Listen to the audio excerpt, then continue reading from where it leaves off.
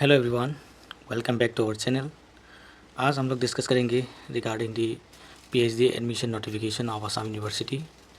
तो इस वीडियो में हम लोग डिस्कस करेंगे असम यूनिवर्सिटी का जो 2024 का जो पीएचडी एडमिशन का एक नोटिफिकेशन निकला है उसके बारे में, साथ में जो vacancies related to the different departments, कौन से डिपार्टमेंट में कितना वैकेंसीज निकला है उसके बारे में भी, और लास्ट में हम लोग फीस स्ट्रक्चर के बारे में भी डिस्कस करेंगे। ठीक है, तो चलो आप लोग ये वीडियो के एंड तक बने रहिए। तो स्टार्ट करते हैं हम नोटिफिकेशन से। तो देखो, असम यूनिवर्सिटी का पीएचडी एडमिशन का नोटिफिकेशन निकल गया है 2024-25 सेशन का।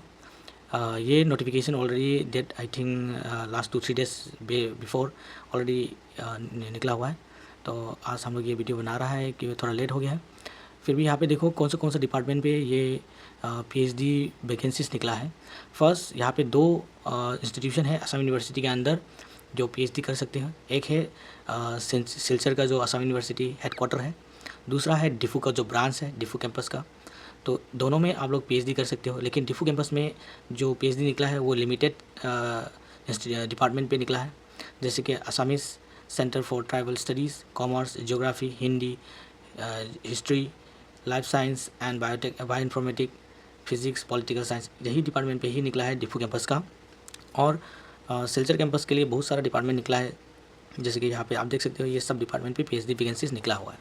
ठीक है, तो चलो हम लोग इंपॉर्टेंट नोटिस में जाते हैं। जैसे कि ये क्राइटेरिया जो है आप लोग ये पढ़ सकते हो, ये नोटिफिकेशन में पूरा मैं डिस्क्रिप्शन में दे दूंगा, आप लोग ये डाउनलोड करके आराम से पढ़ सकते हो। ठीक है, तो मैं यहाँ पे हाईलाइट करना चाहूँगा ये जो इंपॉर्टेंट डेट है, क्योंकि ये डेट अगर मिस हो गया तो पीएचडी एडमिशन नहीं हो सकता। आप लोग को ये पीएचडी एडमिशन करना है तो इस डेट को फॉलो करना ही पड़ेगा। ठीक है, तो पहला है, देखो नोटिफिकेशन निकला है 5 नवंबर से पहले ही, क्योंकि पोर्टल खुला है 5 नवंबर से, एडमिशन का पोर्टल खुला है 5 नवंबर से, और ये पोर्टल खुला रहेगा तब तक टिल 19 नवंबर 2024। ठीक है, तो मतलब 19 नवंबर 2024 तक आप लोग पीएचडी का एग्जाम एडमिशन फॉर्म फिलअप कर सकते हो। ठीक है, through the Assam university AUS examination.ac.in पर। ठीक है, इसका जो एडमिशन का जो वेबसाइट है वो भी मैं इस डिस्क्रिप्शन में दे दूंगा, आप लोग वहाँ पे जाके एडमिशन का फॉर्म फिलअप कर सकते हो। ठीक है, अगर आप लोग को एडमिशन करने में कोई प्रॉब्लम है या कर नहीं पा रहे हैं तो हम लोग आप लोग के लिए एडमिशन जो है करके दे देंगे, आप लोग मुझे कंटेक्ट करना है। ठीक है, हम लास्ट में बताएंगे कैसे कंटेक्ट करना है। ठीक है, देन नेक्स्ट इंपॉर्टेंट डेट है वो है वेरिफिकेशन बाय द डिपार्टमेंट।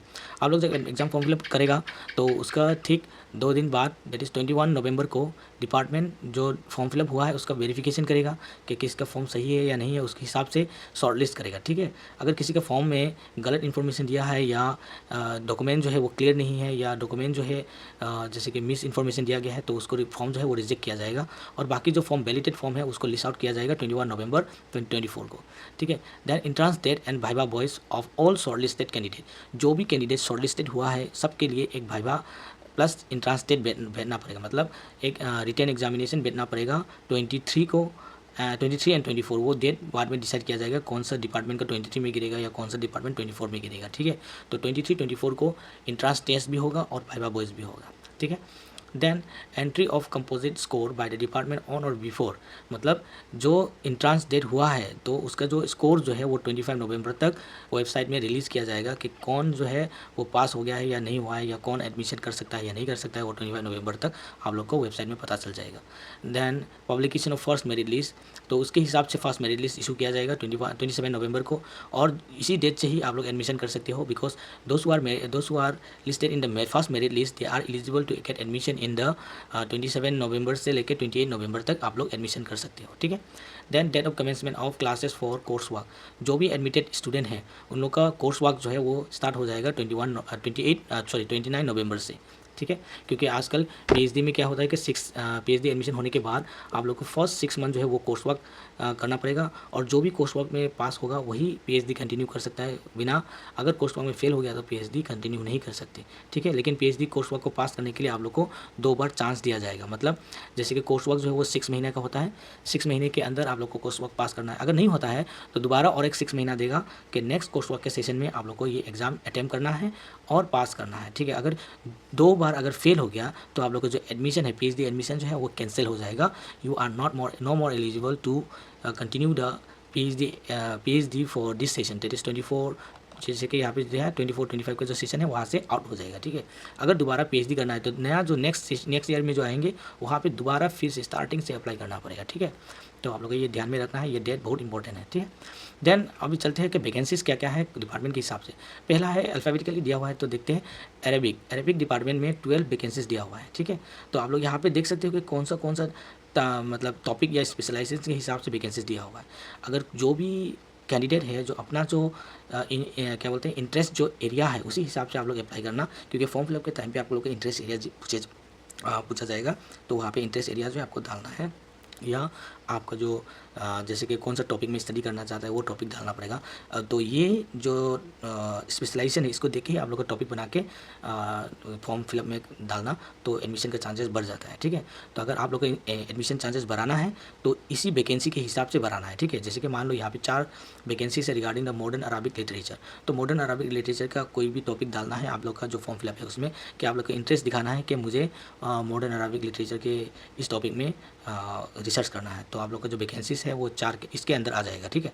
नहीं तो अगर मान लो आप लोग का जैसे कि ये जो वैकेंसीज है जैसे कि सर MD नज़मुल इस्लाम बरबैया, इसका देखो ये भी मॉडर्न अरबिक लिटरेचर है 01, तो मॉडर्न अरबिक में टोटल कितना आ गया 1 4 5 देन 8, टोटल 8 वैकेंसीज है। तो मतलब ये टॉपिक जो है इसमें ज़्यादा वैकेंसीज है।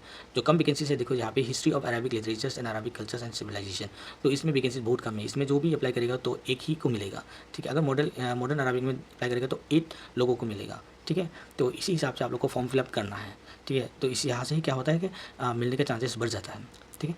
नेक्स्ट डिपार्टमेंट चलते हैं Hindi department. Hindi department total vacancy है 5, तो इस टॉपिक के हिसाब से डिस्ट्रीब्यूट किया गया है, और क्लास के हिसाब से भी यहाँ पे डिस्ट्रीब्यूट किया है, जैसे कि unreserved SC ST OBC EWS PWD इसी हिसाब से भी डिस्ट्रीब्यूट किया गया है। तो ये वैकेंसी ये भी देखना ज़रूरी है, ठीक है।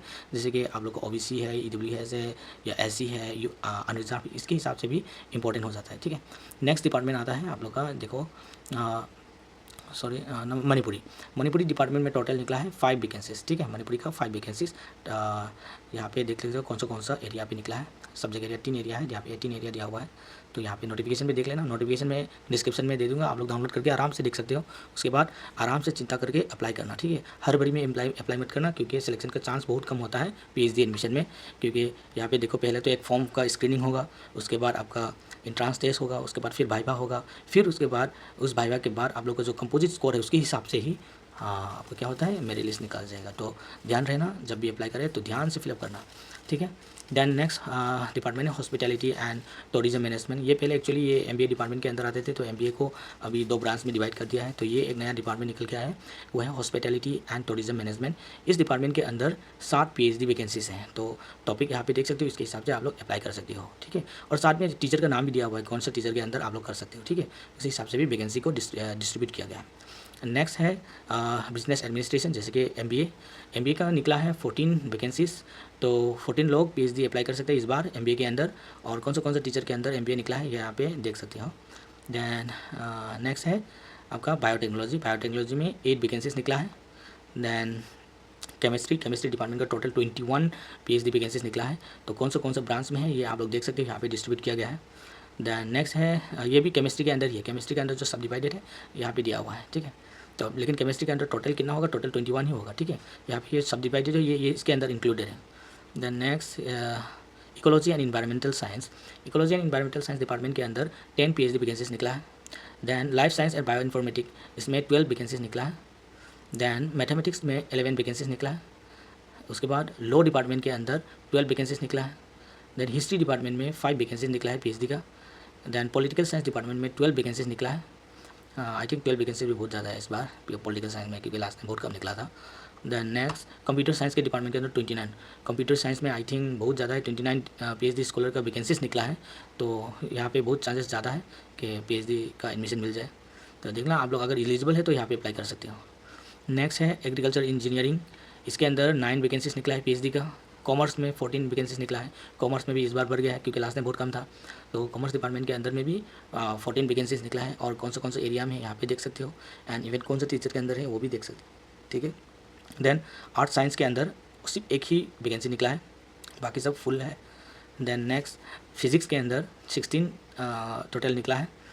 देन स्टैटिस्टिक्स के अंदर 8 वैकेंसीज है। संस्कृत के अंदर एक ही वैकेंसीज है। इकोनॉमिक्स के अंदर 5 वैकेंसीज है। इकोनॉमिक डिपार्टमेंट के अंदर अगर करना चाहते हो तो 5 PhD वैकेंसीज हैं। देन उसके बाद इलेक्ट्रॉनिक एंड कम्युनिकेशन इंजीनियरिंग के अंदर 13 वैकेंसीज है PhD का। देन उसके बाद विजुअल आर्ट्स के अंदर 13 वैकेंसीज हैं। दैन एजुकेशन के अंदर 7 वैकेंसीज़ है। दैन उसके बाद कंप्यूटर साइंस एंड इंजीनियरिंग के अंदर 17 वैकेंसीज़ है, ठीक है। दैन लिंग्विस्टिक के अंदर 13 वैकेंसीज़ है। दैन उसके बाद सोशल वर्क के अंदर 10 वैकेंसीज़ है पीएचडी का। बंगाली के अंदर 14 वैकेंसीज़ है, एरिया भी यहाँ पे दिया हुआ है, ठीक है। टोटल बंगाली के डिपार्टमेंट के अंदर 14 पीएचडी वैकेंसीज़ है, इस बार भी ज़्यादा है, तो आप लोग अप्लाई कर सकते हो यहाँ पे। आई थिंक ओवरऑल इस बार पीएचडी का जो वैकेंसीज़ है बहुत बढ़ गया है, तो इस बार बहुत चांसेस है, सिर्फ एक्सेप्ट सम डिपार्टमेंट जो कम हो गया है। बहुत फ्यू डिपार्टमेंट है जो इसका जो पीएचडी इनरोलमेंट जो है इस बार कम वैकेंसी निकला है, लेकिन ज़्यादा से ज़्यादा डिपार्टमेंट में भी ज़्यादा वैकेंसी निकला है इस साल compare to the last year. Then next है सोशियोलॉजी में 10 वैकेंसीज है। दैन उसके बाद माइक्रोबायोलॉजी में 5 वैकेंसीज है। दैन इंग्लिश डिपार्टमेंट में 13 वैकेंसीज है पीएचडी का। दैन मास कॉम में 6 वैकेंसीज है। Then library and information science के अंदर 5 वैकेंसीज है। दैन उसके बाद फिलोसॉफी में देखो, फिलोसॉफी में टोटल निकला है आपका एक मिनट, फिलोसॉफी में आई थिंक यहाँ पे सिर्फ 2 ही दिखा रहा है, क्योंकि यहाँ पे एक पेज कट हो गया है, ठीक है। तो एक्चुअली यहाँ पे वैकेंसी सिर्फ 2 ही है, ठीक है। फिलोसॉफी डिपार्टमेंट में टोटल वैकेंसीज है only 2। Then next commerce department का ये जो देखो, इसके बाद जो आ रहा है ये डिफू कैंपस है। पहले जो बताया था वो सिर्फ सिंपल सिलचर कैंपस के लिए है, ठीक है। जो भी असम यूनिवर्सिटी सिलचर में करना चाहते हैं वो यहाँ तक ही है वैकेंसीज। इसके बाद जो आने वाला है ये सब डिफू कैंपस के लिए है, ठीक है। असम यूनिवर्सिटी जो डिफू कैंपस में उसके लिए कॉमर्स डिपार्टमेंट में 6 है डिफू कैंपस में। दैन असामीज़ के लिए 1 है वैकेंसी। हिंदी डिपार्टमेंट के लिए 6 वैकेंसीज है डिफू कैंपस में। दैन हिस्ट्री के लिए 2 वैकेंसीज है डिफू कैंपस में। ज्योग्राफी के लिए 1 वैकेंसीज है। दैन लाइफ साइंस के लिए 4 वैकेंसीज है डिफू कैंपस में। फिजिक्स के लिए 8 वैकेंसीज है डिफू कैंपस में। दैन पॉलिटिकल साइंस के लिए यहाँ पे पॉलिटिकल साइंस के 4 वैकेंसीज है डिफू कैंपस में। तो यहाँ पे और वैकेंसी नहीं है, खत्म हो गया। यहाँ पे देखो पॉलिटिकल साइंस के 4 वैकेंसी है डिफू कैंपस में, ठीक है। तो आप लोग ये नोटिफिकेशन के हिसाब से देख के प्रोबेबिलिटी लगा सकते हो कि आपका सिलेक्शन होगा कि नहीं होगा। और एक चीज़ आप लोग का ध्यान में रखना है, जिसका भी जो नेट स्लेट है तो उन लोग का चांसेस बढ़ जाता है, ठीक है। नेट स्लेट का एक्स्ट्रा मार्क्स दिया जाता है पीएचडी एडमिशन में। इस बार जो यूजीसी के गाइडलाइन के हिसाब से जो भी एडमिशन है वो पहले नेट कैंडिडेट को दिया जाएगा, उसके बाद स्लेट कैंडिडेट को दिया जाएगा, उसके बाद जो इंट्रांस एग्जाम में जो पास हुआ है उसका जो स्कोर है उसके हिसाब से दिया जाएगा, ठीक है। तो अगर किसी का भी नेट है तो उन लोग का चांसेस बढ़ जाता है, तो ठीक है। तो आप लोग अप्लाई करना मत भूलिए, इस डेट के हिसाब से 19 नवंबर के अंदर आप लोग अप्लाई कर दीजिएगा पीएचडी अगर करना चाहता है तो। और साथ में अगर कोई कन्फ्यूज़न है या हेल्प चाहता है तो हम लोग को कॉन्टेक्ट करना। और यहाँ पे देखो एडमिशन ये एप्लीकेशन का फ़ीस जो है फॉर अनरिजर्व 1000, अनरिजर्व और ओबीसी के लिए ये 1000 है एप्लीकेशन फ़ीस।